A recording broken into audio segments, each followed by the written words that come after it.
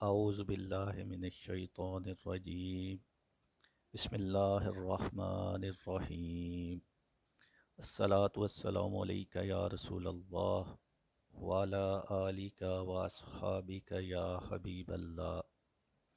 جمعہ کے دن کی فضیلت۔ رسول اللہ صلی اللہ علیہ وآلہ وسلم نے فرمایا، جس نے جمعہ کے دن غسل کیا اور خوب پاکی حاصل کی اور تیل یا خوشبو استعمال کی، پھر جمعہ کے لیے چلا اور دو آدمیوں کے بیچ میں نہ گھسا اور جتنی اس کی قسمت میں تھی نماز پڑھی، پھر جب امام باہر آیا اور خطبہ شروع کیا تو خاموش ہو گیا،